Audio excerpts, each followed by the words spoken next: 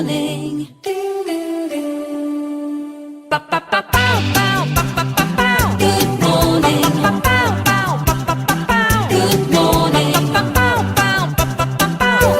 चलो जी, quiz number 19 का भी सॉल्यूशन तुम्हारे सामने आ गया।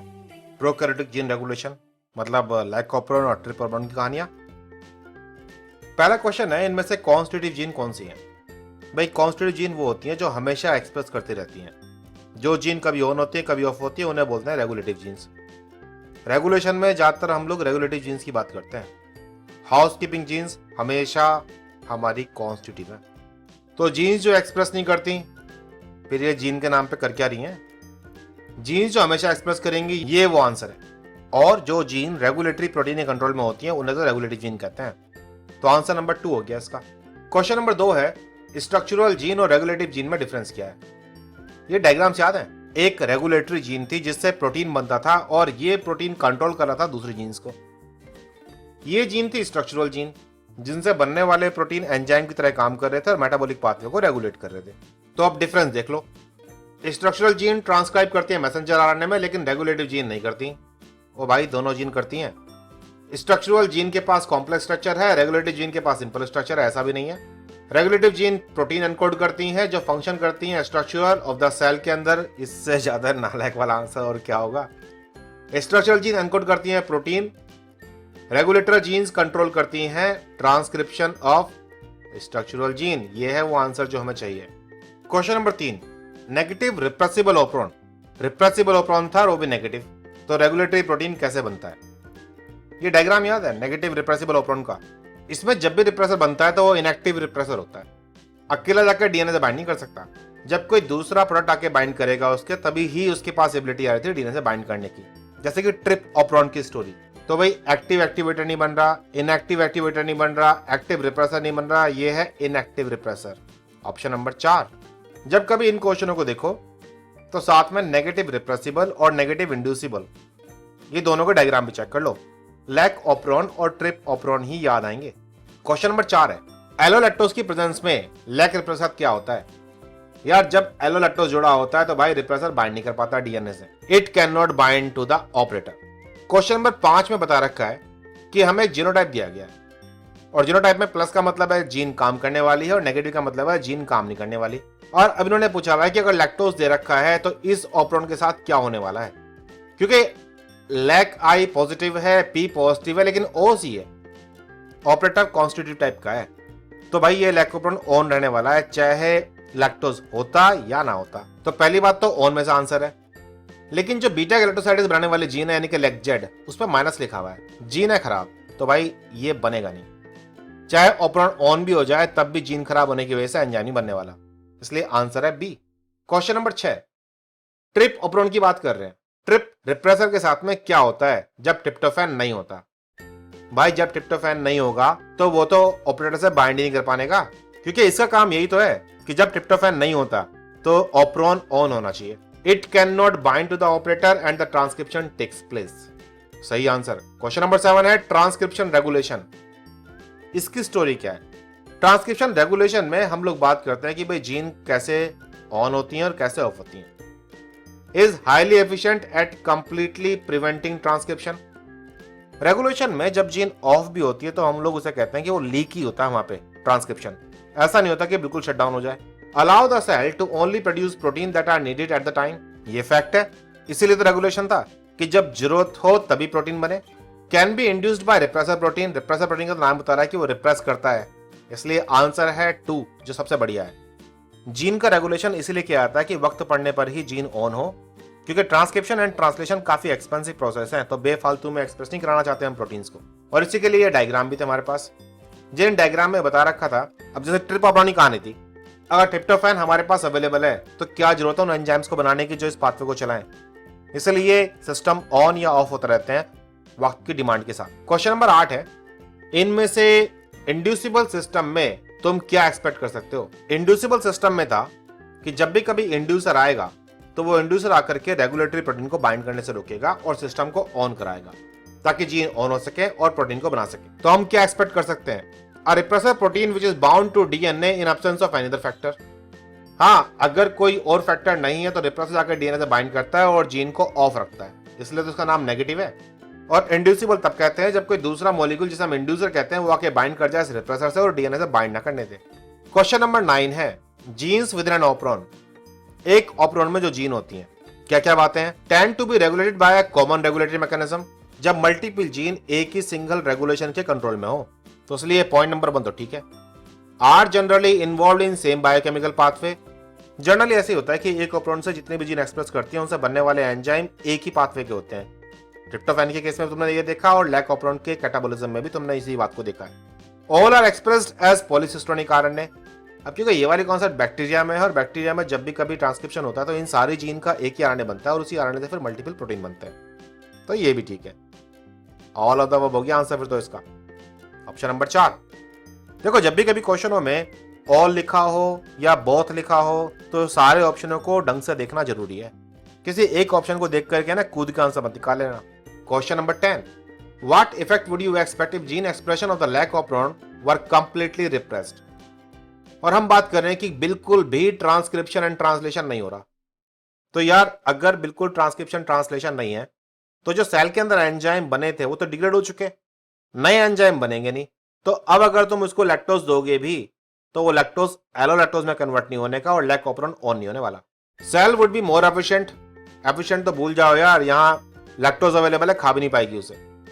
एलोलैक्टोज एक्यूमुलेट हो जाएंगे सेल के अंदर, लेकिन इसको एक्यूमुलेट करने के लिए तो एंजाइम चाहिए ना, और एंजाइम के लिए जीन होने चाहिए, लेकिन जीन तो हमने ऑफ कर रखे हैं। Lactose would not be converted into the inducer and operon could not be induced. तो ये है वो आंसर, क्योंकि जीन बिल्कुल शट डाउन है तो कोई ऐसा एंजाइम नहीं है जो एलोलैक्टोज को कन्वर्ट कर सके। लैक ऑपरॉन में हमने यही समझा था कि जब कभी एनवायरनमेंट में लैक्टोज अवेलेबल होता है तो सेल के अंदर मौजूद थोड़े से एंजाइम उसको एलोलैक्टोज में कन्वर्ट कर देंगे और लैक ऑपरॉन को पूरा ऑन कर देंगे, क्योंकि लैक ऑपरॉन थोड़ा बहुत लीकीनेस दिखाता है, थोड़े बहुत एंजाइम बनते रहते हैं, यानी कि पहले से कुछ एंजाइम बने हुए होने जरूरी है। इसलिए अगर बिल्कुल शट डाउन है तो फिर आप भूल जाओ कहानी को। ऑप्शन नंबर 3 है इसका आंसर। क्वेश्चन नंबर 11 है इनमें से कौन सी जीन स्ट्रक्चरल जीन नहीं है लैक ऑपरॉन की। ए जीन एंजाइम बनाने वाली है, वाई एंजाइम वाली है, जेड वाली, और आई जीन है जो रेगुलेटरी प्रोटीन बनाती है। रेगुलेटरी प्रोटीन को रेगुलेटरी जीन कहोगे और जो एंजाइम बनाने वाले जीन है वो थी स्ट्रक्चरल जीन, तो इसका आंसर है 2। ये डायग्राम तो तुम्हें याद ही होगा, रेगुलेटर से बनता है रेगुलेटर प्रोटीन और ये आपकी रेगुलेटरी जीन थी। स्ट्रक्चरल जीन में वो जीन थी जो एंजाइम बनाती है, जेड वाई ए। क्वेश्चन नंबर 12, लैक आई का प्रोडक्ट डिफ्यूजेबल है, इसके लिए सबसे बढ़िया एग्जाम्पल कौन सा है। देखो तुमने अक्सर ये पढ़ा है कि जब भी कभी लैक रिप्रेसर से रिप्रेसर प्रोटीन बनेगा तो वो जाकर के उसी डीएनए पे बाइंड कर सकता है या कोई और डीएनए हो तो उस पर बाइंड कर सकता है, इसीलिए हम इसे बोलते थे कि ये ट्रांस एक्टिंग प्रोटीन है। भाई बैक्टीरिया में अगर किसी जगह पर लैक ऑपरॉन अवेलेबल है तो यहां से बनने वाला रिप्रेसर मॉलिक्यूल अगर कोई और भी डीएनए अवेलेबल है तो उससे भी बाइंड कर सकता है। और जब बैक्टीरिया के अंदर एक ही जीनोम की 2 कॉपियां अवेलेबल हो या उसके पार्टी कॉपियां हो तो ना मीरोजाइगोट कहते हैं। मीरोजाइगोट की बात कर ही रहे हैं तो इससे हमें आइडिया मिल जाएगा। A मीरोजाइगोट with only one functional lac I gene is able to regulate both copies of the lac operon। हमने कई बार ये डायग्राम बनाया कि अगर बैक्टीरिया के क्रोमोसोम में लैक ऑपरॉन ठीक नहीं है, लैक आई ठीक से काम नहीं करता, आई नेगेटिव है, और दूसरी एक कॉपी दे रखी है हमने लैक आई की और यहां भी लैक ऑपरॉन है, तो इससे बनने वाला रिप्रेसर प्रोटीन ना सिर्फ इसको कंट्रोल कर सकता है बल्कि यहां भी प्रमोटर से बाइंड करके जीन को कंट्रोल कर सकता है। और यही आइडिया दे रहा है कि प्रोटीन बन करके कहीं और जाता है, डिफ्यूज कर सकता है। तो आंसर नंबर ए इसका बिल्कुल बढ़िया है। दूसरा ऑप्शन कह रहा है कि merozygote with only one functional lac O is unable to regulate both copies of lac operon. इससे मुझे आई जीन के बारे में क्या आइडिया मिल रहा है। The lac I gene is located very close to the lac operon. इसके इस स्टेटमेंट से भी हमें ये जानकारी नहीं मिल रही कि लैक आई से बनने वाला रेगुलेटरी प्रोटीन डिफ्यूज करेगा या नहीं करेगा, और वैसे भी स्टेटमेंट गलत है। लैक आई लैक ऑपरॉन से दूर रहता है। ऐसे म्यूटेंट जिनके पास लैक आई का फंक्शन ना हो ये लैक्टोज कंसंट्रेशन के अगेंस्ट रिस्पॉन्स नहीं देते। बात तो ठीक है, लेकिन इससे मुझे ये का आइडिया मिला कि लैक आई से बनने वाला प्रोटीन डिफ्यूज करेगा या नहीं करेगा, इसलिए जो आइडिया मिल रहा है वो ऑप्शन नंबर 1 से मिल रहा है। जैसा कि मैं हमेशा बोलता हूं, क्वेश्चन जो भी आ जाए उसके ऑप्शन वो दुनिया है जिनमें से आंसर निकाल के लाना है। तुम्हें क्या पता है क्या नहीं पता भूल जाओ, सिर्फ ऑप्शनों पे कंसंट्रेट करो और उनको इमेजिन करो। Question number 13, which of the following element when non functional, would lead to a reduction in the total amount of functional LAC-Z produced by the bacterial cell. कौन सा एलिमेंट ऐसा है जिसके नॉन फंक्शनल होने पर मुझे LAC-Z का product मिलना बंद हो जाएगा या कम हो जाएगा? अगर ऑपरेटर खराब हुआ तो भाई लैक ऑपरॉन का कंट्रोल फेल हो गया, अब वो कभी बंद नहीं होने का ऑन रहेगा, तो ये तो वो चीज नहीं है। लैक आई जीन के खराब होने से भी LAC-Z की प्रोडक्शन पर फर्क नहीं पड़ने वाला, प्रोडक्शन बढ़ी जाएगा या अपने मैक्सिमम लेवल पे करेगा, रेगुलेशन गायब हो जाएगा। कैप्साइट, हम लोगों ने पढ़ा था कि लैक ऑपरॉन में लैक्टोज है या नहीं, ये तो बाद की बात है। पहली कहानी होती है ग्लूकोज का कंट्रोल। ग्लूकोज इनहिबिट करता है एडिनाइल साइक्लेज को, और अगर एडिनाइल साइक्लेज काम करता तो साइक्लिक एएमपी बनाता। साइक्लिक एएमपी बाइंड करता कैप से, और कैप था जो बाइंड करता है डीएनए से और आरएनए पॉलीमरेज को बताता है कि यहां ट्रांसक्रिप्शन करना है। अब इसके बाद क्वेश्चन आता है कि ऑपरेटर खाली है या बंद है। अगर कैप साइट खराब कर दी आपने तो चाहे लैक्टोज हो या ना हो, ग्लूकोज हो या ना हो, लैक ऑपरॉन ऑन नहीं होने वाला। इसलिए आंसर है 3। क्वेश्चन नंबर 14, अटेन्युएशन की बात कर रहे हैं ट्रिप ऑपरॉन में। ट्रिप ऑपरॉन में जहां डीएनए के लेवल पर ट्रांसक्रिप्शन को कंट्रोल होते हुए देखा था आपने रिप्रेसर के साथ, तो वहां मैसेंजर आरएनए जब बन रहा था लीडर सीक्वेंस में रीजन थे 1 2 3 4। उन रीजन्स की बेस पेयरिंग से भी आपने देखा था कि ट्रांसलेशन के थ्रू ट्रांसक्रिप्शन को टर्मिनेट कर सकते हैं। तो अब उसी एटेन्युएशन की बात कर रहे हैं। डायग्राम तो तुम्हें याद होगा, हमने देखा था कि रीजन नंबर 1 के अंदर 2 ट्रिप्टोफैन के कोडॉन पाए जाते हैं, और अगर ट्रिप्टोफैन अधिक मात्रा में है तो राइबोसोम इसे पढ़ के निकल जाएगा, और तब reason number 1 and reason number 2 आपस में बेस पेयरिंग नहीं करते, बेस पेयरिंग करते हैं 3 और 4, जिससे बनता है टर्मिनेशन हेयरपिन लूप, और ट्रांसक्रिप्शन का टर्मिनेशन हो जाता है। लॉजिक यही था कि ट्रांसक्रिप्शन एंड ट्रांसलेशन एक साथ हो सकते हैं बैक्टीरिया के अंदर, इसीलिए राइबोसोम की बाइंडिंग मतलब ट्रांसलेशन की प्रोसेस कंट्रोल कर रही थी ट्रांसक्रिप्शन को। इसी में हमने ये भी देखा था कि अगर ट्रिप्टोफैन की मात्रा कम होती है तो राइबोसोम रीजन नंबर 1 पे जो ये ट्रिप के 2 कोडॉन थे, इन्हीं कोडॉन पे अटके रह जाएंगे। नतीजा 2 और 3 आपस में पेयरिंग कर लेंगे और 4 पेयरिंग नहीं कर पाने का, और अब टर्मिनेशन हेयरपिन नहीं बनने का, टर्मिनेशन कैरी ऑन रहेगा। डीएनए के और रीजन को पढ़ करके और आरएनए बनेगा, और उस आरएनए से वो एंजाइम बनेंगे जो ट्रिप्टोफैन बनाते हैं। ये लॉजिक था एटेन्युएशन का। जो ये रीजन थे 1 2 3 4, ये रीजन ट्रिप एल नाम की सीक्वेंस थी, उससे कोड हो रहे थे। तो क्वेश्चन है कि attenuation of the trip operon occurs when transcription is complete before translation begin। देखो यहां तो वैसे भी ट्रांसक्रिप्शन के साथ ट्रांसलेशन चलता रहता, तो इसलिए ऑप्शन नंबर 1 तो वैसे गलत हो गया। ऑप्शन नंबर 2 है is mediated by the trip repressor protein. Attenuation में रिप्रेसर की कहानी नहीं आती, लीडर सीक्वेंस से राइबोसोम की बाइंडिंग, 2 ट्रिप के कोडॉन और वो ट्रांसफर आरएनए कंसंट्रेशन जिन पर ट्रिप्टोफैन लगे होते हैं, इनकी बात आती है। occurs in presence of high level of tryptophan। अगर ट्रिप्टोफैन बड़ी मात्रा में है तभी हेयर पिन लूप बनते हुए देखे थे आपने टर्मिनेशन वाले रीजन नंबर 3 और 4 के, तो ये है जो आंसर है करेक्ट। क्वेश्चन नंबर 15 है what is the best explanation for the stem loop arrangement seen in the absence of translation of trp L gene. Reason number 4 bind करता है रीजन नंबर 3 से before reason number 2 has been transcribed, या reason number 2 transcribe होता है तो उसके बाद 3 बनता है फिर 4 बनता है, तो बिना रीजन नंबर 2 के बने 4 और 3 कैसे बन जाएंगे और पेयर कर लेंगे? गलत हो गई बात। राइबोसोम रुक जाएंगे रीजन नंबर 2 पर, जिसकी वजह से बाइंडिंग होगी रीजन नंबर 3 और 4 की। राइबोसोम की रुकने की और ना रुकने की कहानी रीजन नंबर 1 के साथ है, 2 के साथ नहीं, क्योंकि ट्रिप के 2 कोडॉन वहां पर अवेलेबल है, इसलिए ये भी गलत हो गया। राइबोसोम अटक जाएगा 2 ट्रिप्टोफैन कोडॉन पर रीजन नंबर 1 में, जिसकी वजह से रीजन नंबर 2 और 3 का हेयरपिन बन जाएगा। तुम्हें याद होगा अगर राइबोसोम अटका हुआ है तो जो हेयरपिन बनता है वो 2 और 3 का बनता है, जो कि एंटी टर्मिनेशन है। तो बात तो ठीक है, राइबोसोम हॉल्ट करता है 2 ट्रिप कोडॉन पर जो रीजन नंबर 1 में, और जिसकी वजह से रीजन नंबर 3 और 4 की हेयरपिन बन जाती है।